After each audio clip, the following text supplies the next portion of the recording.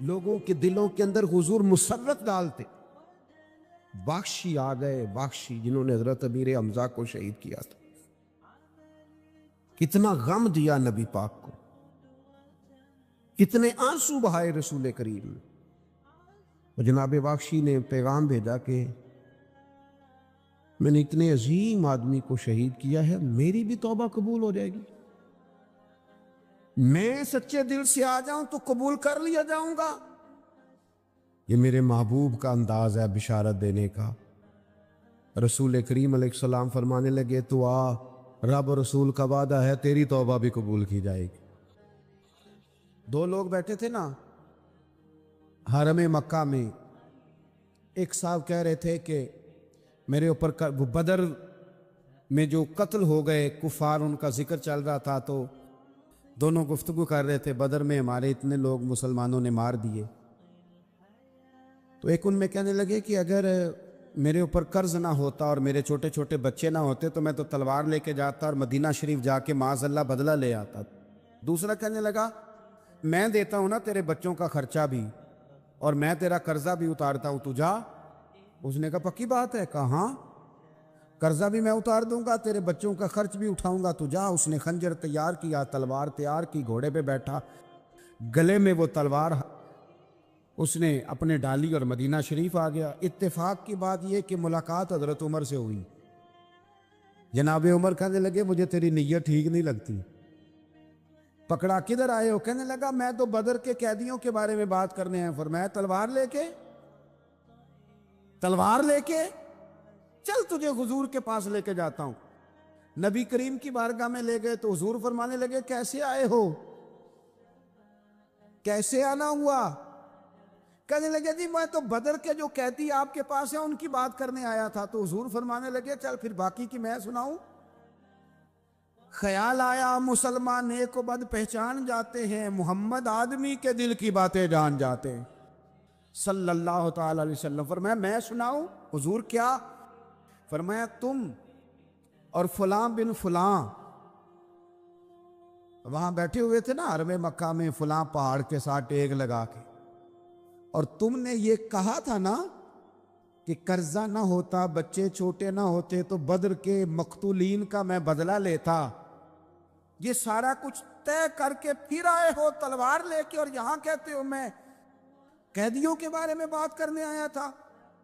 اس کے تو پسینے چھوٹ گئے، وہ تو بے حال ہو گیا. اس نے کہا اس کا تو سوائے اس کے اور میرے کسی کو نہیں پتا، اور اگر آپ کو پتا چل گیا ہے تو پھر آپ اللہ کے سچے رسول ہیں. تو حضور اگر آپ کو پتا چل گیا ہے کہ میں قتل کرنے کے ارادے سے آیا ہوں، میں معاذ اللہ بدلہ لینے آیا ہوں، اللہ کرے آپ کو سمجھ آئے میری بات کی. یعنی ایک تو یہ ہے کہ بندہ وہ پکڑا گیا ہے، اور ایک یہ کہ کسی کو پتا چل گیا ہے کہ یہ اس کام آیا ہے. پھر لوگ جب معافی دیتے ہیں تو بڑی کہانیاں سنا کے دیتے ہیں، ایسے نہیں دیتے. حضور اب آپ کو پتا چل گیا ہے تو کیا کریں گے؟ تو حضور فرمانے لگے تو بتانا تیرے ساتھ کیا کریں. اس نے کہا کہ میں نے سنا ہے آپ معاف بڑا کر دیتے ہیں. یعنی یہ گھر سے کو پیار کرنے نہیں آیا، پھولوں کا گلدستہ لے کے نہیں آیا، تلوار لے کے آیا. لیکن یہ میرے محبوب کا حوصلہ ہے، اور آیا بھی این مسلمانوں کے بیچ ہے، جو چاہیں اس کے ساتھ کر سکتے ہیں. اس نے کہا معاف کر دیں، تو حضور نے فرمایا جا میں نے معاف کیا. حضور نے معاف کیا.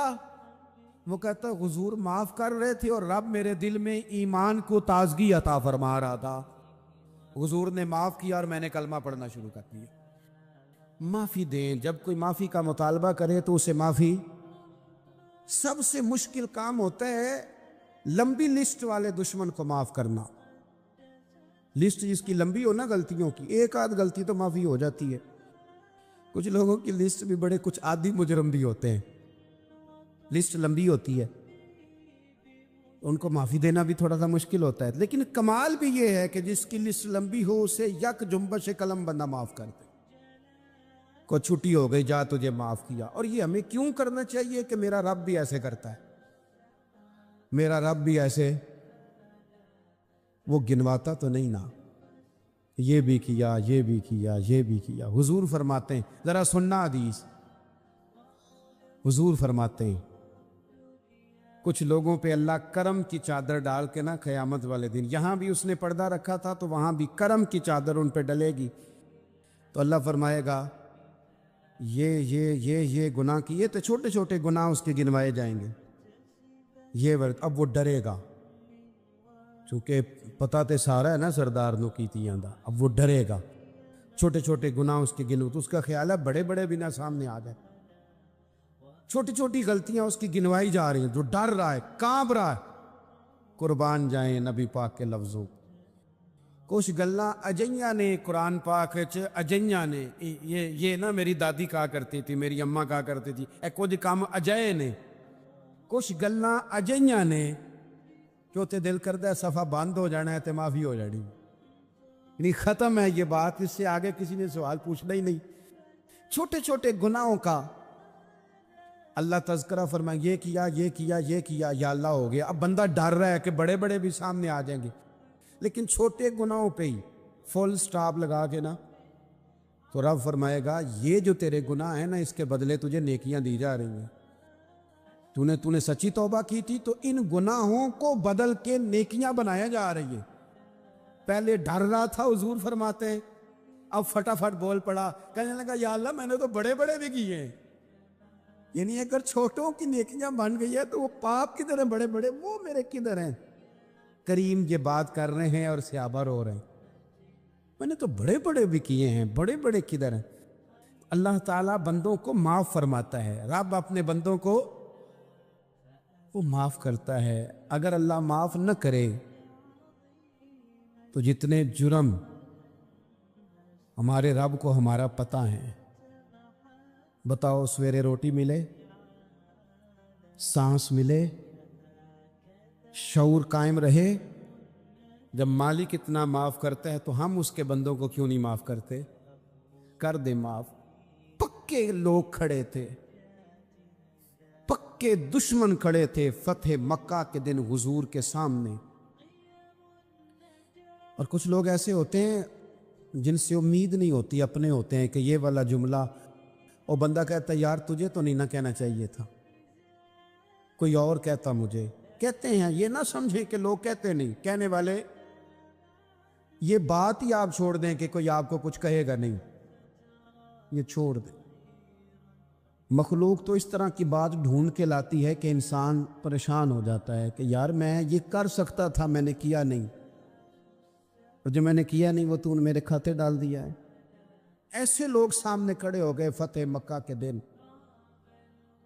کہ جن کے چہروں سے ان کی زیادتیاں عیاں ہو رہی، ان کے ظلم چھلک رہے تھے چہروں سے، حضور کے سامنے کھڑے ہیں، کانٹے بچھانے والے بھی، روڑے مارنے والے بھی، گلے میں رسیاں ڈال، سارے کھڑے ہیں۔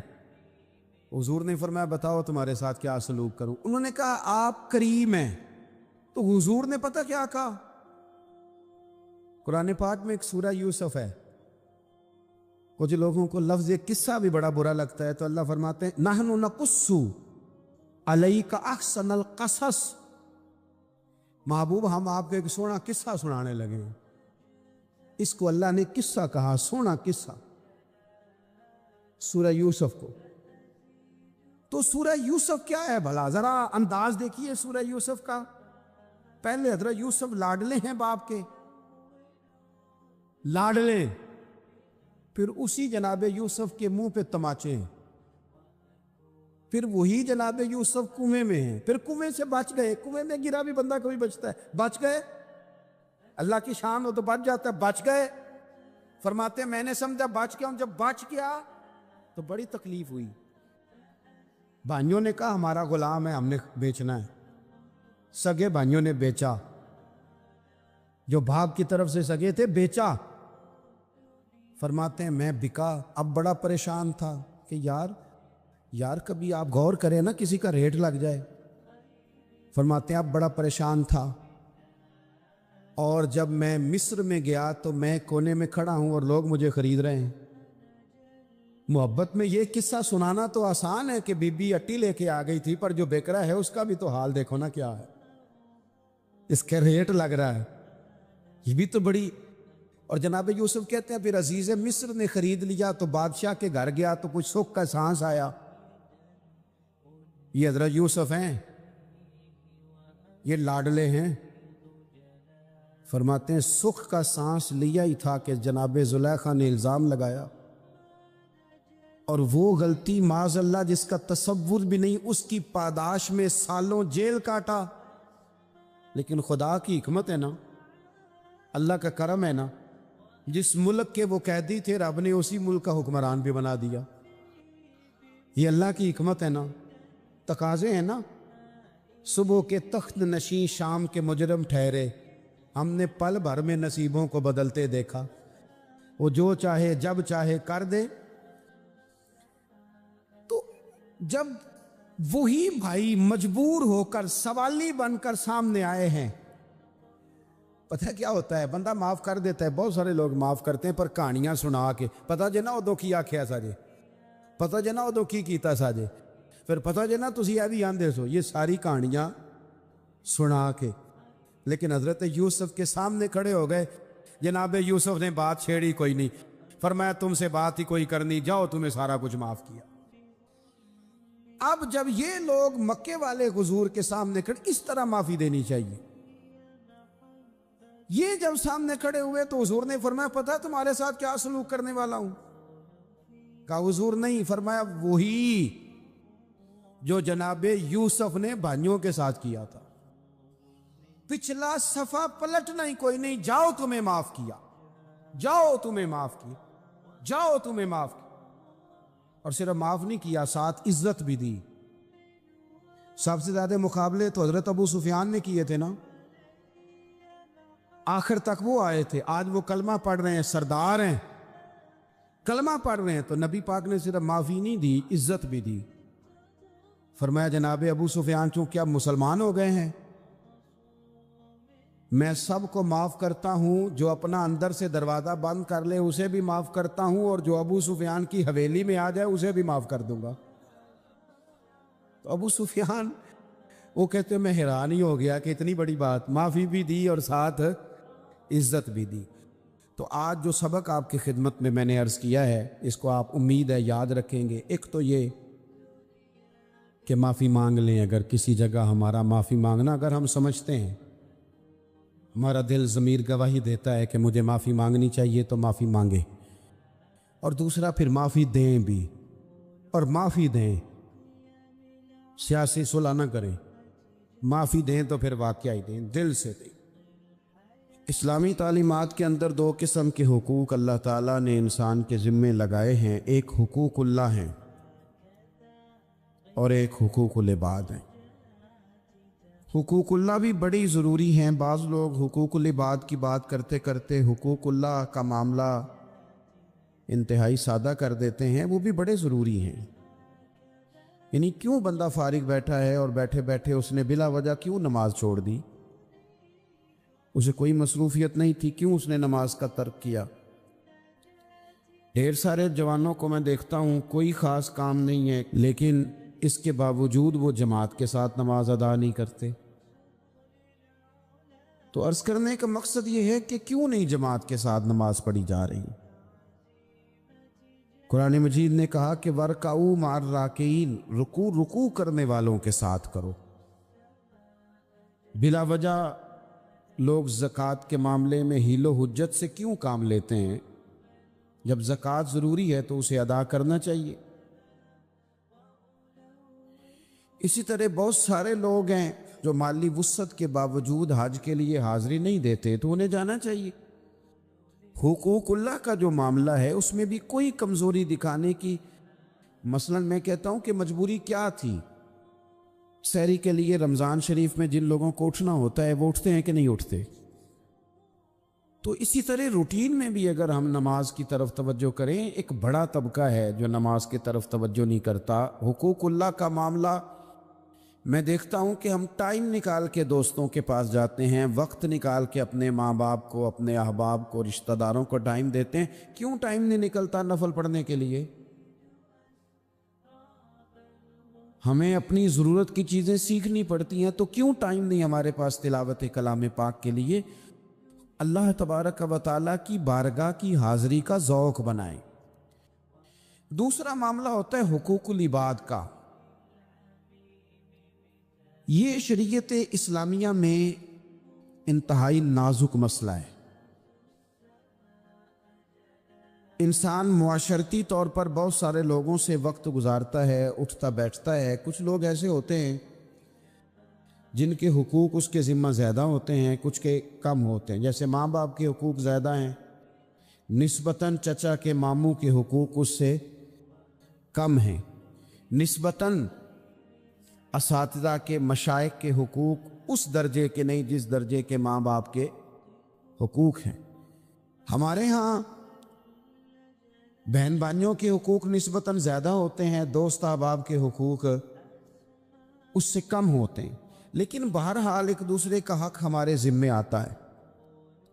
اچھا، پھر اللہ تعالیٰ نے اپنے فضل سے ایک تقسیم بنائی ہے کہ کسی کو فیکٹری کا مالک بنا دیا ہے، کسی کو مزدور بنا دیا، کسی کو ادارے کا پرنسپل بنا دیا ہے، کسی کو استاد بنا دیا ہے، کسی کو اللہ تبارک و تعالیٰ نے کسی مقام پہ مینیجر بنایا ہے اور کسی کو اسی ادارے میں چوکیدار بنایا۔ یہ تقسیم ہو گئی۔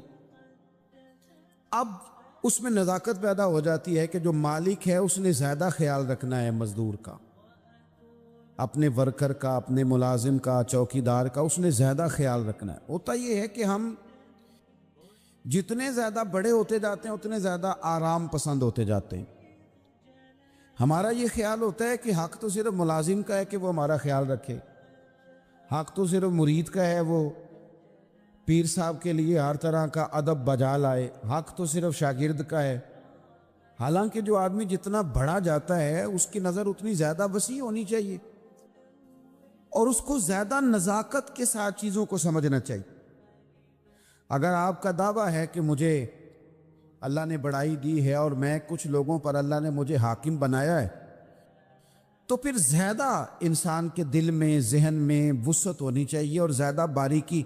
چلیں، یہ زیادہ ضروری نہیں کہ آپ سب لوگوں کو مطمئن کر سکیں، اطمینان ان کے دلوں کو پہنچانا یہ ضروری نہیں، چونکہ ڈیمانڈ مختلف ہوتی ہے نا ہر آدمی کی۔ لیکن زیادہ ضروری یہ ہے کہ آپ کے ذمے جو ذمہ داریاں تھیں، آپ کے تحت رہنے والے لوگوں کی، اولاد کی، شاگردوں کی، ارادت مندوں کی، احباب کی، ملازمین کی، وہ آپ نے کس حد تک پوری کی؟ نبی پاک صلی اللہ تعالی علیہ وسلم نے ہمیں حقوق العباد کے معاملے میں زیادہ احتیاط کرنے کا کہا ہے، اور حضور سید عالم علیہ السلام نے صحابہ کے بھرے مجمع میں سے یہ سوال کھڑا کیا، فرمایا تم مجھے بتاؤ مفلس کون ہے؟ غریب، تنگ دست اور بالکل تہی دست بندہ کون ہے؟ ہمارے ہاں سارے لوگ، یہ رمضان شروع ہوتا ہے تو لوگ کہنا شروع کر، پیر صاحب دعا منگو، حالات بڑے خراب ہیں۔ مثلا کیا خراب ہے حالات؟ شامی روٹی نہیں لبدی۔ حالات صرف یہ خراب ہیں کہ پڑوسی نے پجارو لے لی اور مجھے نہیں ملی، اتنے ہی حالات خراب ہیں، اس سے زیادہ تو نہیں۔ حالات اتنے ہی خراب ہیں کہ جو باہر بھائی چلا گیا تھا اس نے فلانی سوسائٹی میں پلاٹ لے لیا، میں پیچھے رہ گیا ہوں، اس سے زیادہ تو کوئی ایسا معاملہ نہیں۔ کتنے سارے لوگ ہیں جو اس بات کا اظہار کرتے ہیں۔ پھر میں نے یہ دیکھا ہے کہ بلا وجہ کے بعد لوگ شکوے کرتے ہیں، نہ دیکھو جی میرا بھائی ہے، میرا دوست ہے، میرا رشتہ دار ہے، پڑوسی ہے، تو اس نے گاڑی بدل لیا ہے، موبائل بدل لیا ہے، فلانی چیز اس نے لے لیا، میرا خیال نہیں رکھا۔ بھئی مثلاً آپ کا کیا خیال رکھنا چاہیے تھا؟ نہیں، اس نے موبائل لیا ہے 3 لاکھ کا، تو آپ کا خیال ہے کہ میرا یہ خیال رکھتا کہ 1.5 کا مجھے لے دیتا، 1.5 کا وہ یہ لے لیتا۔ یہ مطالبہ غلط ہے شریعت میں۔ آپ کے جو ذمے، اس کی ذمہ داریاں جہاں تک بنتی ہیں وہاں تک تو وہ ادا کرے گا۔ دیکھیں نا، شریعت اسلامیہ بڑا پیار کرتی ہے بندے کے ساتھ، تو کھرب پتی بندے پر بھی شریعت نے یہ نہیں قدغن لگائی کہ تو کھرب پتی ہے تو اس طرح کر 40% زکوٰۃ دے، یہ نہیں کہا۔ لاکھ پتی بھی 2.5% ہی دے گا اور ارب کھرب پتی بھی 2.5% ہی دے گا۔ اگر اس کے دل میں وسعت اللہ نے پیدا کیا تو وہ لوگوں کا خیال کرے۔ تو حقوق العباد کے معاملے میں بعض تو ہمارے مطالبات ہیں جو مطالبے سرے سے درست نہیں، سرے سے ٹھیک نہیں، لیکن جو بعض اوقات ہمارے وجود سے، لہجے سے، آنے جانے سے ٹھیس پہنچ جاتی، میں پرسنلی بعض چیزوں کو نوٹ کرتا ہوں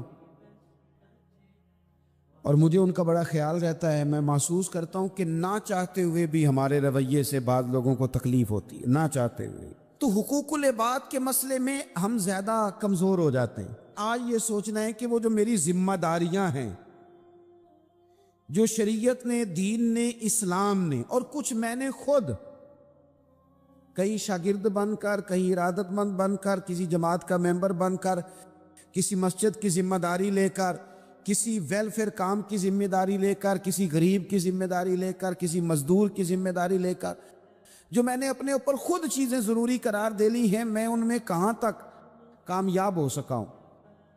اپنی ذمہ داریوں کا حضرت معاویہ بن خدیج رضی اللہ تعالیٰ عنہ ایک صحابی ہیں، وہ فرماتے ہیں کہ مجھے حضرت عمر نے کہیں بھیجا تھا جہاد کے لیے، تو میں وہ کامیابی کی خبر لے کر دوپہر کو لوٹا. تو عرب شریف کے اندر چونکہ گرمی زیادہ ہوتی ہے، میں نے مناسب نہیں سمجھا کہ میں حضرت عمر کو دوپہر کو جگا کے خبر دوں کہ حضور بے فکر ہو جائیں، اللہ نے کامیابی دے دی. میں نے شام ہونے کا انتظار کیا. یہ ان کے اچھے اخلاق کی علامت. اعلیٰ ظرفی کی بات بتا رہے ہیں، کہتے میں نے شام ہونے کا انتظار کیا. مغرب کے وقت یا عصر کے وقت میری ملاقات ہوئی تو میں نے حضرت عمر سے کہا کہ حضور الحمدللہ اللہ نے کامیابی دے دی. جس مہم پہ آپ نے بھیجا تھا وہ اللہ کے فضل سے اس مہم سے کامیابی ہو گئی. تو حضرت عمر فرمانے لگے دیر سے کیوں آئے؟ مجھے تو امید تھی کہ تم سرے دوپہر آ جاؤ گے. میں نے کہا حضور میں دوپہر کو ہی گیا تھا، دوپہر کو ہی گیا تھا، پر سوچا کہ آپ آرام میں ہوں گے.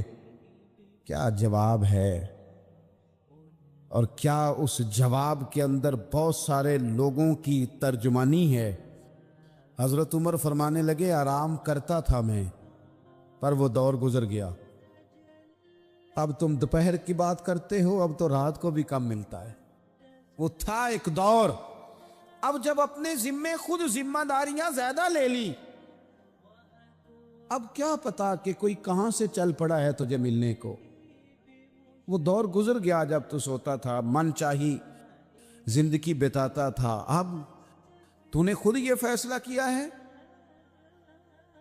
اب تو میں بھائی تم دوپہر کی بات کرتے ہو، میں تو رات کو بھی گشت کرتا ہوں کہ کوئی ضرورت مند تو نہیں، کوئی حاجت مند تو نہیں. تو جو ہمارے ذمہ داریاں ہیں ان میں نازک حد تک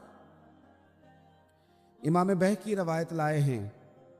ایک صحابی تھے جو حضور کو ہنسایا کرتے تھے، حضور کو ہنساتے تھے، نبی پاک کو بڑے پیارے تھے. اس طرح کے بھی کچھ بندے ہونے چاہیے، اس طرح کے بھی کچھ بندے. صحابہ کرام علیہم رضوان فرماتے ہیں جب حضور غم امت میں پریشان ہوتے تھے تو ہم منتظر ہوتے تھے کہ کبھی وہ ہنسانے والا آج آ جائے نا، دو چار باتیں ایسی کر جائے نا ہنسانے والی، تو معاملہ ٹھیک ہو جائے. کچھ لوگ ایسے ہوتے ہیں جن کو دیکھ کے ہی چہرے پر تازگی آ جاتی، مثل تعویذ ہوتے ہیں نا کچھ لوگ، وہ جب بھی ملتے ہیں شفا ہوتی ہے. تو یہ حضور کے پاس بیٹھے ہوئے تھے اور ہنسانے والی گفتگو کر رہے تھے. تو نبی پاک بھی ان سے باتیں کرنے لگے. تو بات کرتے کرتے نا حضور نے انگلی ان کی طرف بڑھائی تو ان کے وجود کو انگلی لگ گئی. ایک تو وہ روایت ہے نا کہ صفے سیدھی کراتے وقت حضور تیر کے ساتھ صفے سیدھی کرا رہے تھے تو ایک صحابی کے پیٹ میں لگ گیا، انگلی لگ گئی. عجیب دیوانے ہیں. کہنے لگے آپ نے مجھے تکلیف دی ہے، معاذ اللہ، انگلی چبھو دی، میں نے تو بدلہ لینا ہے. ہمارے ہاں مسئلہ یہ بن گیا ہے کہ کوئی بڑا آدمی بھی اپنے آپ کو قانون کے حوالے نہیں کرتا. ملک سے لے کر امت مسلمہ کے کل مسائل تک ہمارے ملک کے اندر ہر بندہ اس کا مزاج ہوتا ہے کہ وہ اپنے آپ کو قانون سے پہلا تر سمجھتا ہے. لائن میں لگنا لوگ پسند نہیں کرتے. یہ ایک بہت بڑا مسئلہ ہے. حضور صلی اللہ علیہ وسلم کی انگلی لگ گئی تو کہنے لگے آپ نے تو مجھے تکلیف دی ہے، میں تو بدلہ لوں گا. تو حضور نے فرمایا لے لے بدلہ. اپنے آپ کو قانون کے حوالے بڑا آدمی جب کرتا ہے تو قانون کی عزت بڑھتی ہے، قانون کا وقار بڑھتا ہے، سوسائٹی کے اندر پھر طاقتور قانون ہو جاتا ہے۔ لیکن جب غریب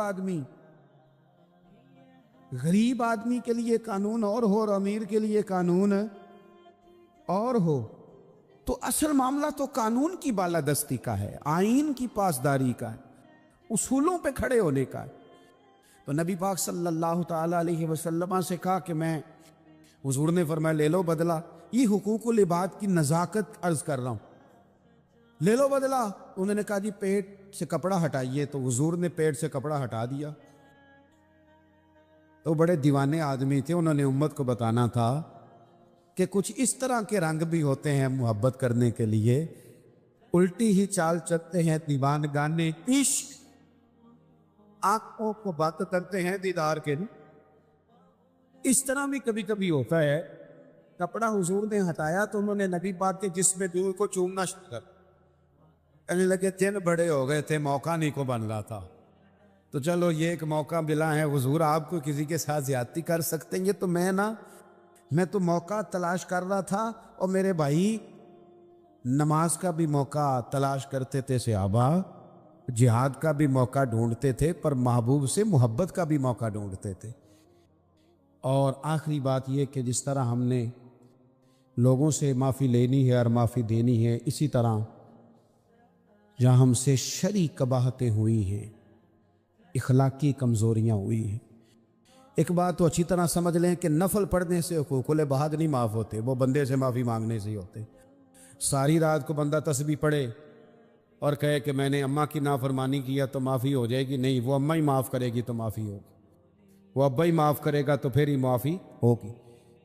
تو جو جہاں شریعت کی مخالفت کی ہے وہاں بھی معافی مانگیں، اللہ کے حضور گڑ گڑائیں، توبہ کریں، اور توبہ بدل جانے والی کریں، تبدیل ہو جانے والی توبہ کریں۔ معافی مانگ بھی لے، معافی دے بھی دے، اور آپ سے یہ بھی گزارش کروں گا کہ جہاں اللہ رسول کی ہم سے نافرمانی ہوئی ہے وہاں تنہائی میں 2 نفل پڑھ کے، تنہائی میں اللہ تعالیٰ سے بھی معافی کے خواستگار ہوں۔ یاد رکھیں جب اس کی خفیہ تدبیر آ گئی تو پھر معافی کا وقت ہو سکتا ہے خدا نہ کرے ہمیں نہ مل سکے، تو اب وقت ہے، خوب استغفار کریں، خوب معافی مانگیں۔ مایوسی نہیں ہے یہاں اس گھر میں کسی کے لیے، مایوسی کیوں کچی باتیں کرتے ہیں بھائی، کیوں کمزور بات کرتے ہیں؟ او جی مجھے یہ زیادہ ڈپریشن کب پھیلتا ہے، یہ زیادہ انزائٹی کب ہوتی ہے لوگوں کو؟ کہتے ہیں جی میں ہی ناکام کیوں ہوں، فلانا آگے نکل گیا، میں ہی پیچھے کیوں رہ گیا ہوں؟ تو میں کہتا ہوں مثلاً آپ کیا پیچھے رہ گئے؟ آپ کا قد کاٹ ہے، آنکھیں ٹھیک ہیں، ہاتھ ٹھیک ہیں، پیر ٹھیک ہیں، قد سب کے حساب سے بڑا ہوا ہے، گھر آپ سوچتے ہیں پیچھے آگے پیچھے جانے کا کیا مطلب سمجھتے ہیں آپ کے؟ پیسے ہوں تو بندہ آگے جاتا ہے۔ کتنے پیسے تھے سیدنا بلال کے پاس بتاؤ؟ آپ نے غلط جگہ کو ترقی کا نام دیا ہے۔ میں آپ کو سینکڑوں، لاکھوں اور ہزاروں لوگ بتا سکتا ہوں جن کو پیسے گننے کا وقت نہیں ہے، لیکن سکون بھی زندگی میں کوئی نہیں، اطمینان قلبی بھی کوئی نہیں۔ اس چیز کا نام میرے دوستو آپ نے سکون رکھا ہے۔ اور آپ ایسے لوگوں سے ملے زندگی میں جن کے پاس پیسے ہیں، صحت نہیں، وہ کہتے ہیں کچھ سارے لے جائے بس میری طبیعت ٹھیک ہو جائے۔ پوچھا تھا نا حضرت بہلول دانا، پانی مانگا گرمیوں میں ہارون رشید نے، تو پانی کا پیالہ قریب کرنے لگے تو بادشاہ تھوڑی دیر پہلے بڑی باتیں کر رہا تھا کہ میں بادشاہ ہوں، تو حضرت بہلول دانا فرمانے لگے ایک بات تو بتا، اگر پوری سلطنت میں پانی نہ ملے تو کتنے کو دے دے گا تو؟ کہنے لگا جی آدھی سلطنت دے کے بھی پانی کا پیالہ لے لوں گا۔ تو آپ فرمانے لگے اگر یہ پانی تو پیے اور پھر خدا نہ خواستہ تیرا یہ پانی اخراج نہ ہو، تکلیف ہو جائے مثانے میں، پیشاب نہ آئے، اور تو درد سے کر رہا ہے تو پھر کیا کرے گا؟ کہنے لگا جی اللہ معاف کرے، اس وقت تو دل کرے گا ساری سلطنت دے دوں، فرمانے لگے کیا نتیجہ نکلا دولتوں کا، حکومتوں کا کیا نتیجہ نکلا؟ او بھائی تیری صحت ٹھیک ہے، یہ بھی تو کامیابی ہے۔ او میرے بھائی تیرے گھر میں ماں باپ موجود ہیں، یہ بھی تو کامیابی ہے۔ رب نے اولاد دے رکھی ہے، چھوٹی کامیابی ہے۔ بہن بھائی ہیں، چھوٹی کامیابی ہے۔ کائنات کی سب سے بڑی کامیابی یہ ہے کہ تو محمد عربی کا کلمہ پڑھتا ہے، تو رسول اللہ کا غلام ہے۔ آپ دنیا میں گھوم کے دیکھیں، پی ایچ ڈی کی ڈگری رکھتا ہے، دنیاوی طور پر اتنا پڑھا ہے اور پوری دنیا میں بزنس کرتا ہے، سمجھدار ہے، لیکن رات کو جب کھڑا ہوتا ہے تو معاذ اللہ اپنے ہاتھ سے بنائے ہوئے بت کے سامنے کھڑا ہو جاتا ہے۔ تو پہلے دن سے رب کو سجدے کر رہا ہے، اسے بہت بڑی سعادت سمجھ، یہ بہت بڑی دولت ہے، اسے سمجھ۔ لیکن وہ ہمارے بچے اللہ جانے کس مایوسی کا شکار ہیں، کس پریشانی کا شکار ہیں، کس کمزوری کا شکار ہیں۔ آپ ان کمزوریوں سے باہر آئیں۔ میں تو کبھی کبھی اپنے احباب سے بھی کہتا ہوں، وہ میرے ایک دوست تھے، میں بھی علماء کے آئمہ کے حقوق پر بات کرتا رہتا ہوں، لیکن وہ ایک دوست تھے تو جنہوں نے کہا جی وہ لوگ پوچھتے نہیں مولویوں کو، فلان نہیں کرتے، تو میں نے انہیں کہا کہ آپ اتنا کمزور لہجہ نہ ظاہر کریں، فرض ہو گیا ہے کہ لوگ اٹھ کے آپ کو سلوٹ ماریں۔ یہ دین کا طالب علم تو اتنی بڑی سعادت رکھتا ہے کہ ابھی اس نے ایک ڈگری بھی نہیں لئی، پہلے دن گھر سے نکلتا ہے تو حضور نے فرمایا فرشتے پیروں کے نیچے پر رکھ دیتے۔ تو جس کو پہلے دن اتنا پروٹوکول ہے وہ کچا کیسے پڑ گیا؟ اس نے یہ کیا کہا کہ فلانا مجھے سلوٹ نہیں کرتا، نہیں کو کرتا تو نہ کرے۔